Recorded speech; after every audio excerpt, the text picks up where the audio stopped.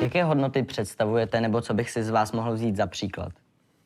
No tak pro mě je to hlavně Masaryk, jo? Nebát se a nekrást. Pan Babiš je v současnosti trestně stíhán za údajný dotační podvod. Je tak jediným kandidátem na prezidenta v historii České republiky, který stojí před soudem. Já nechápu jednu věc. Jak on může kandidovat na prezidenta, když je trestně stíhaný? Ne asi. A když bude ve vězení, jak může vládnout?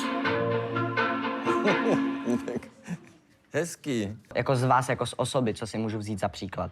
Že držím slovo. A znovu opakujem, že já nechci být politik, nebudu kandidovat ani do parlamentu, ani za senátora, ani na prezidenta. Prosím. A je to s tím falšování těch podpisů babičky, pravda? A ano, je pravda, že jsem nechtěl chodit na první hodinu, to byla ruština, já jsem ruštinu neměl rád.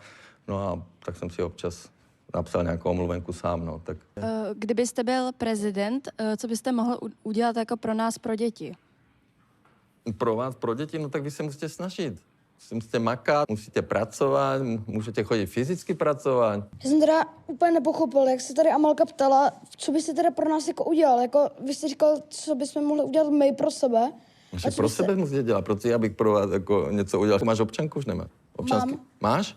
No tak vidíš, tak ty máš občanku, ty si vemeš, nevím, sedneš na vlak a jedeš do Německa. Já mám takzvanou lopatkovou teorii. Víte, co to je lopatková teorie? No. 4leté děti se hrají na pískoviště s lopatkou. A ty geneticky daný lídři mlátí tou lopatkou ty ostatní, si sedí v rohu. A tak je to celý život. A pokud máte zájem, tak já vás všechny zvu na Čapí hnízdo. Jo, pošlu vám autobus a dostanete řízek z vodňanského kuřete a bramborovou kaši.